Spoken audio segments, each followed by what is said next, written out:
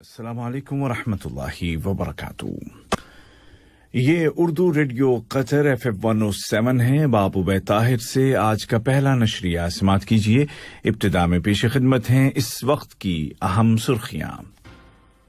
साहिब सुमू अमीर शेख तमीम बिन हमद आल थानी को सऊदी फरमा रवा की जानिब से खलीजी सरबराह कॉन्फ्रेंस में शिरकत का दावतनामा और अमीर कुवैत की जानिब से एक तहरीरी पैगाम मौसूल हुआ है। वजारती कौंसिल ने कहा है कि कोरोना वायरस की रोकथाम के लिए नाफिज एहतियाती तदाबीर को जारी रखा जाएगा। काबीना ने वैक्सीनेशन कैंपेन के पहले मरहले की रफ्तार पर इत्मीनान का इजहार किया है। सन 2020 के दौरान खेलों के शोबे में बड़ी कामयाबियां हासिल करते हुए इंटरनेशनल स्पोर्ट में दोहा खेलों का बैनुल अक़वामी दारुल हुकूमत बन गया है। और यमन के शहर अदन के एयरपोर्ट में किए गए धमाके में हलाक और जख्मी होने वालों की तादाद 70 से ज्यादा हो गई है। और अब पेश खिदमत है उर्दू रेडियो कतर FM 107 से आज का पहला मुफस्सल नशरिया। बिस्मिल्लाहिर्रहमानिर्रहीम। साहिब सुमू अमीर शेख तमीम बिन हमद आल थानी को सऊदी अरब के फरमारवा शाह सलमान बिन अब्दुल अजीज आल सऊद की जानिब से एक पैगाम मौसूल हुआ है, जिसमें उनको माह जनवरी की 5 तारीख को सऊदी अरब में होने वाली 41वीं खलीजी सरबराह कॉन्फ्रेंस में शिरकत की दावत दी गई है। खलीजी ताउन कौंसिल के सेक्रेटरी जनरल डॉक्टर नाइफ फलाह अल हजरफ ने दीवान अमीरी में साहिब सुमू अमीर के साथ एक मुलाकात के दौरान ये दावतनामा उनकी खिदमत में पेश किया। साहिब सुमू अमीर शेख तमीम बिन हमद आल थानी को अमीर कुवैत शेख नवाफ अल अहमद अल जाबिर सुबह की जानिब से दो तरफा ताल्लुकात और उनके फरोग के जराए और मुश्तरका दिलचस्पी के अहम उमूर के बारे में एक तहरीरी पैगाम मौसूल हुआ है। कुवैत के वज़ीर ख़ारजा शेख डॉक्टर अहमद नासिर अल मोहम्मद सुबाह ने साहिब सुमू अमीर के साथ एक मुलाकात के दौरान ये पैगाम उनके हवाले किया। मुलाकात के आगाज में कुवैती वज़ीर ख़ारजा ने अमीर कुवैत की जानिब से साहिब सुमू अमीर को खैर सगाली का पैगाम पहुंचाया और उनकी सेहत व आफियत और कतरी अवाम की मजीद खुशहाली के लिए नेक तमन्नाओं का इजहार किया। जवाबन साहिब सुमू अमीर ने भी अमीर कुवैत के नाम सलाम भेजा और कुवैती अवाम की मजीद तरक्की के लिए नेक ख्वाहिशात जाहिर की। साहिब सुमू अमीर शेख तमीम बिन हमद आल थानी ने कल कोरोना वैक्सीन का पहला डोज लिया और इंस्टाग्राम में मौजूद अपने सरकारी अकाउंट से सभी की हिफाजत और सलामती के लिए नेक तमन्नाओं का इजहार किया।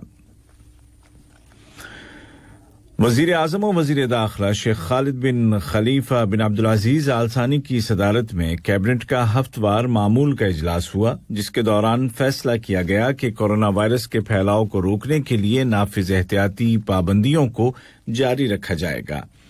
इजलास के आगाज में वजीर सेहत डॉक्टर हनान मोहम्मद अल कुवारी ने मुल्क में कोविड-19 की ताज़ा सूरत-ए-हाल से काबीना को आगाह किया।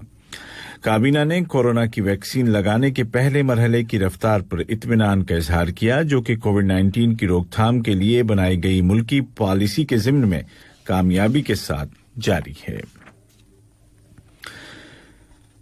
नायब वज़ीर आज़म और वज़ीर ख़ारजा शेख मोहम्मद बिन अब्दुर्रहमान आल थानी और खलीजी ताउन कौंसिल के जनरल सेक्रेटरी डॉक्टर नाइफ फलाह अल हजरफ के दरमियान मुलाकात हुई है, जिसके दौरान खलीजी ताउन कौंसिल के सफर, खलीजी बहरान की ताज़ा तरीन सूरत हाल और मुश्तरका दिलचस्पी के दीगर उमूर पर तबादला ख्याल किया गया।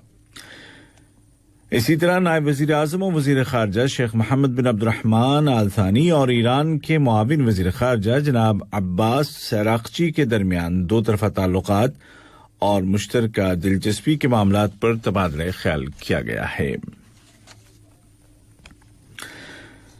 कतर में कोविड-19 से रिकवर होने वाले मरीजों की तादाद मजीद 153 कन्फर्म्ड पेशेंट्स की सेहतियाबी के बाद 1,41,300 हो गई है और इस वबा के इब्तिदाई दिनों से ही किए गए हिफाजती इक़दामात की बदौलत मुल्क में शिफायाब होने वालों की तादाद में मुसलसल इजाफा हो रहा है।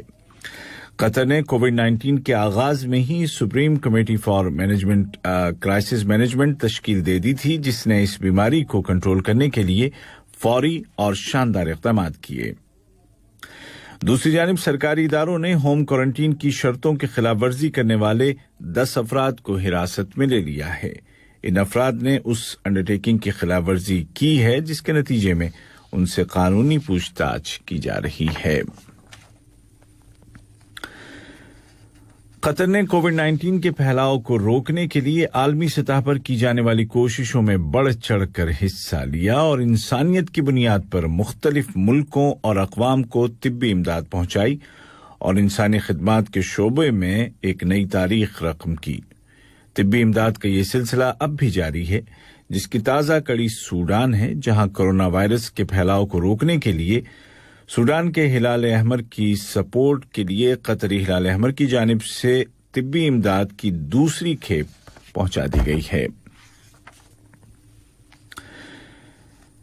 اب جبکہ سال 2020 اپنے اختتام پر ہے، ایک نظر ڈالیں تو واضح ہوتا ہے کہ اس غیر معمولی سال اور نامساعد حالات کے باوجود قطر نے کھیل کے شعبوں میں بڑی کامیابیاں حاصل کی ہیں، اور ان کامیابیوں اور عالمی سطح پر بڑے اسپورٹ ایونٹ منعقد کروانے کی صلاحیتوں کی بدولت قطر کھیلوں میں دنیا کا دارالحکومت بن گیا ہے۔ اسی سال کے دوران سن 2022 فیفا ورلڈ کپ کے لیے تیار کیے جا رہے کئی بین الاقوامی اسٹیڈیمز کا افتتاح کیا گیا اور مختلف کھیلوں کے علاقائی اور عالمی ٹورنامنٹس کی میزبانی کی گئی، جبکہ اسی سال دوحہ کو سن 2030 کے ایشین گیمز کی میزبانی کے لیے بھی منتخب کیا گیا۔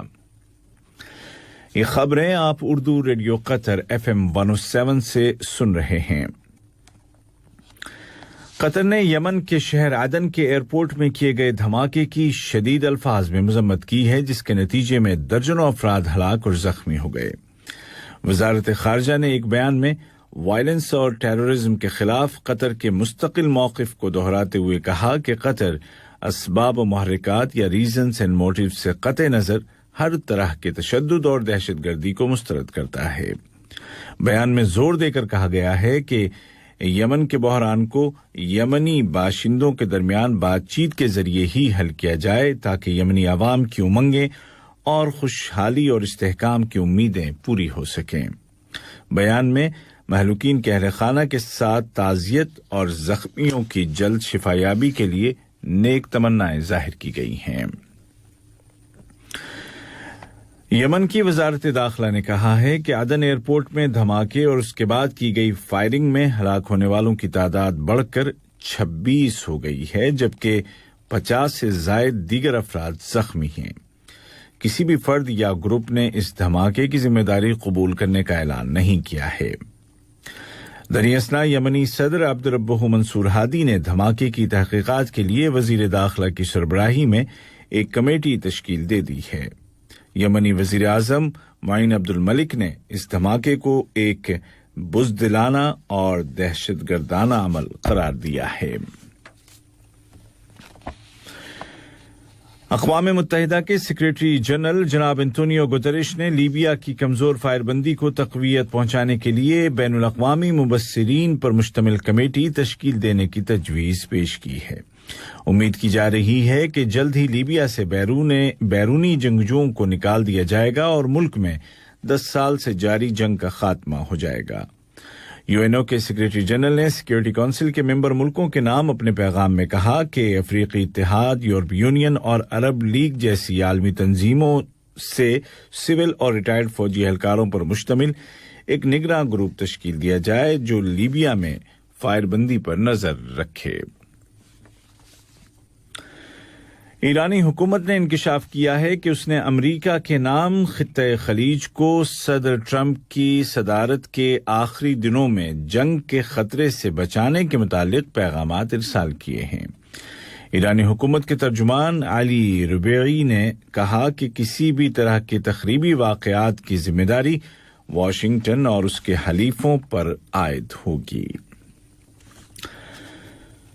اور برطانیہ کی ملکہ نے سال 2020 ختم ہوتے ہوتے یورپی یونین سے برطانیہ کے اخراج کے ماہ بعد قانون کے مسودے کو منظوری دے دی ہے، جس کا مطلب یہ ہوا کہ یہ مسودہ اب برطانیہ میں باقاعدہ قانون بن چکا ہے۔ دوسری جانب برطانوی پارلیمنٹ نے بھاری اکثریت کے ساتھ برطانیہ اور یورپی اتحاد کے درمیان ہونے والے تجارتی معاہدے کے حق میں ووٹ دیے ہیں۔ اس معاہدے پر 1 جنوری 2021 سے عمل درآمد شروع ہوگا اور بریگزٹ کے بعد فریقین کے درمیان مستقبل کے تجارتی تعلقات اسی معاہدے کی روشنی میں طے پائیں گے۔ آج کا پہلا نشریہ ختم ہونے سے قبل اس وقت کی اہم سرخیاں ایک مرتبہ پھر سن لیجیے۔